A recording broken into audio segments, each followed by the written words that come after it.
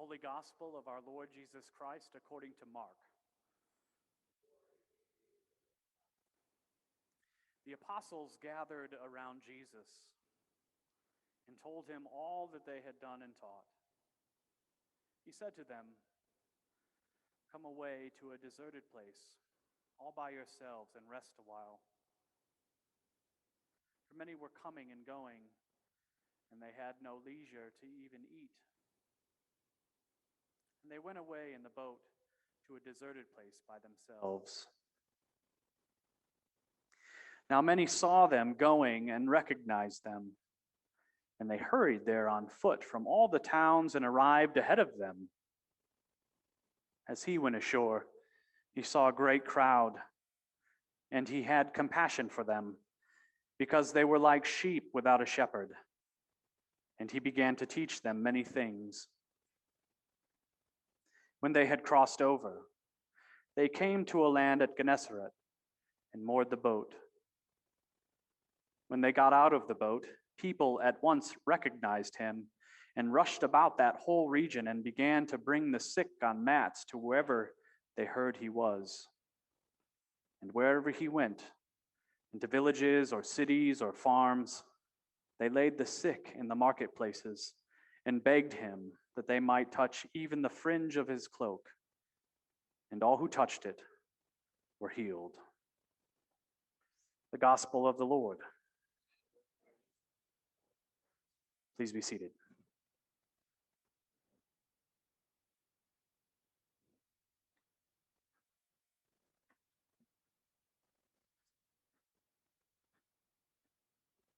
So I've had some really wonderful shepherds in my life, and I'm going to apologize right at the outset of this sermon for all the dad jokes in it.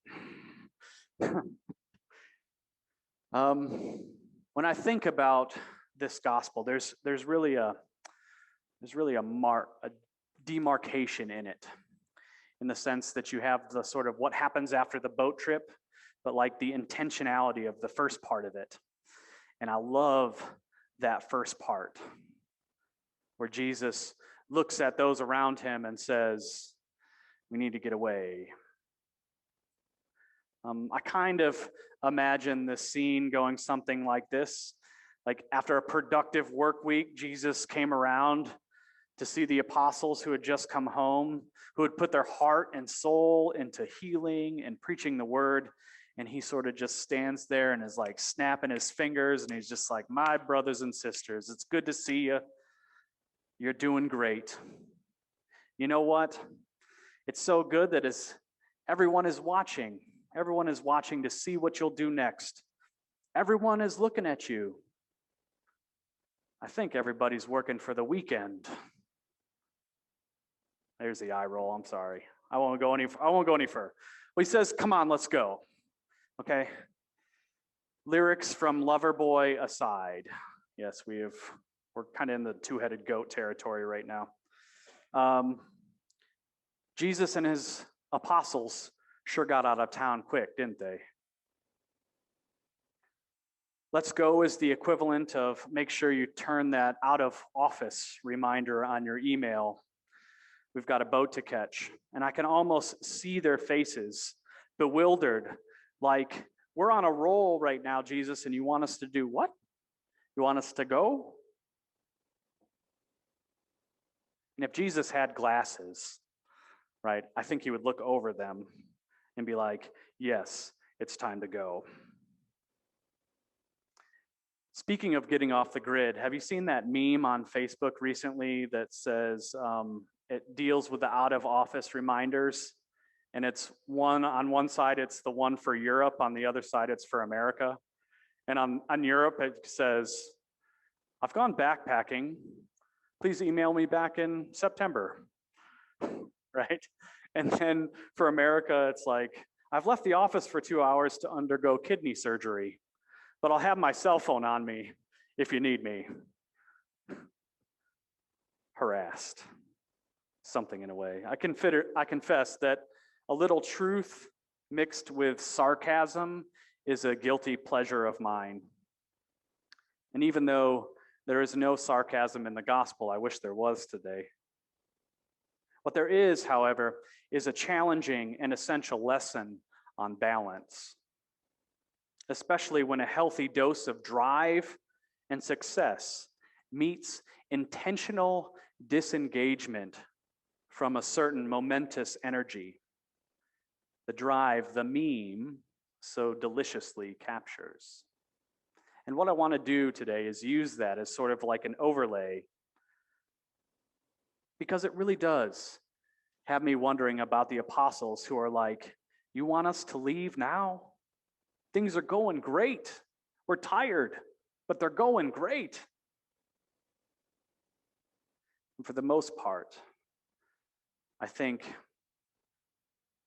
after the past year, most of us can relate to that energy, whether it's at work, in ministry, in transition, in volunteering, or in relation to anything that seems to be going right at the moment. The flip side to all of that is the grind, which no doubt all of you have experienced. And that most of us, in one way or another, pack our days chock full of tasks. Even in retirement, we do that. And in some ways, we think we will get more done by working longer and harder. I know I did when I was in the Navy.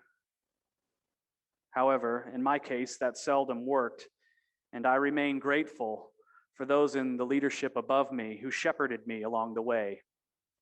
I always had a chief that asked me about how much rack time I was getting in conjunction with the troubleshooting that was going on at the moment. He knew that the energy it takes to power through a tough task usually ended up in robbing energy from more important but less urgent activities. Those were still important. And the tack on my shipmates' mental and physical bandwidth cascaded through our emotional lives like a bowling ball most of the time when we were on deployment. And thus, morale on deployment is the key. And it was important to him because it meant, in some ways, that if he cared for it properly, he could expect a return on his investment, namely, a more reliable productivity. I could fix what I needed to fix. And I think that concept is not foreign to any of us. To find balance, my chief knew that you had to structure a day to focus your best energy on your most important work without sacrificing rest, rejuvenation, and relationships that you need to remain effective. And the best way to create that structure in our lives was to automate the front end and the back end of it at Reveille and at TAPS. We did those with rituals, and I see that in Jesus' request to come away with him, as well as my chief's emphasis on a good cup of coffee to start off the day. A ritual, then, is any practice or pattern of behavior regularly performed in a set manner. And much like working in the fields of the kingdom and then spending time away in an intentional way, these aspects of our life together make a real difference. These rituals can be finely calibrated. They can be a mechanism for taking advantage of a range of our limited resources, such as time and willpower and self-discipline, and even our optimism. Daily rituals are like pilings on a pier or the footers for a building. They provide a base for the foundation to be built. And one of those pilings has to be rest and reflection, which I realize we can mistake as they are buzzwords for the so-called self-care movement that often overwhelms a lot of us who are seeking balance in our own lives. But be not afraid. Rituals, and we have them at our fingertips, do not require heaps of self-discipline. If they did, the coffee industry would be dire straits. Instead, the genius is found in pairing triggers with rewards. Rituals are built on such connections and are simply a string of habits that you place together around a motivation. And like all habits, they run automatically once installed well. Hence the shirts that Teresa wears. Yes, but first coffee. Sorry for all the bad jokes today. With all that aside, one of the things that I don't want us to miss about this gospel is the communal aspect of what Jesus is modeling for us. I think when folks think about rituals and self-care and holy habits, the emphasis largely remains on what such things do for the individual. It's important. But mind you, Jesus isn't saying, y'all go and come back Monday. He's saying, let's all go together. And in a way, all means community, and with it, the very important thing of accountability. And that's something that we need when we sort of go against the grain of how we've been conditioned to do things the way that we've always done them. The fact is, as much as our society reflects on me, the individual, Jesus asks, okay, what about us? Moreover, his action shows us that we don't have to do it all ourselves. And thank God for that, because I can't do what I do without you. That's the real truth.